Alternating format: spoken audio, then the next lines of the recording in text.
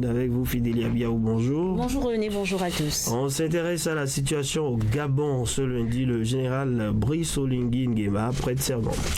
Oui, le général Brice Oligui Nguema qui a renversé Ali Bongo il y a de cela une semaine environ, prête serment ce lundi comme président d'une transition dont il n'a pas fixé la durée. Il promet quand même d'installer des institutions plus démocratiques avant des élections libres. Ceci aura lieu à Libreville, la capitale gabonaise, pour acter sa prise officielle de fonction, de pouvoir et l'installation d'une transition qu'il va diriger en tant que président. De leur côté, les chefs d'État de la communauté économique des États de l'Afrique centrale se réuniront aussi ce même jour. Et là, c'est en Guinée équatoriale pour débattre de la situation au Gabon, une semaine après le putsch qui a donc renversé Ali Bongo. Voilà, une transition à durée indéterminée. Ce week-end d'abord, il a rencontré la presse nationale et beaucoup d'annonces ont été faites. Oui, Brice Oligui a invité toutes les forces vives de la nation gabonaise, en plus des diplomates et même des organisations internationales. L'objectif est d'expliquer qu'il avait pris le pouvoir pour éviter un bain de sang, mettre également un terme à une corruption massive dans le pays et à une gouvernance catastrophique après 55 ans de dynastie Bongo et de redistribuer les immenses richesses du Gabon jusqu'aux plus pauvres. Il faut également dire que le général Brice Oligui Nguema ne levait jamais la voix. Cet homme de 48 ans à la carrure athlétique et au crâne chauve a sermonné certains chefs d'entreprise, même des leaders religieux, syndicalistes, politiciens, journalistes.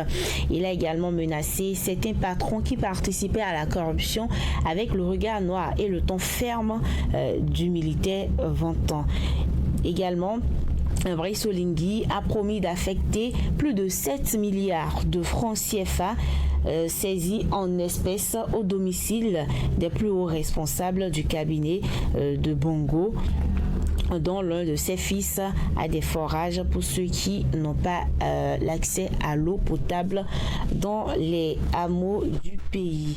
Devant plus de 200 chefs d'entreprise convoqués à la présidence, Brice Oligui a promis aider les vrais patriotes du pays à condition qu'ils renoncent aux pratiques systématiques qui n'arrangent pas le pays. Je vais vous permettre d'écouter un extrait des annonces faites par le nouveau président, le président de la transition au Gabon, Brice Oligui Nguema. On n'aura plus une constitution à un mandat renouvelable, c'est fini. Tu viens, tu as gagné ton premier mandat, si tu gagnes le deuxième, tant mieux, et après tu te retires. Que tu aies fini tes projets ou pas fini, tu laisses le pays aussi aux autres. C'est pas la chaise de quelqu'un. Et nous, quand on défend ces idées, on dit c'est des putschistes. Mais c'est ce que vous devez expliquer à l'opinion internationale. En quoi nous sommes putschistes? Un coup d'État où il n'y a pas eu effusion de sang, il n'y a pas eu de mort, le pays est calme, ça tourne. Regardez un peu ailleurs, on nous condamne sur la CAC, il n'y a pas de problème. C'est quel pays? Mais dans le même pays, lui il est venu par coup d'État.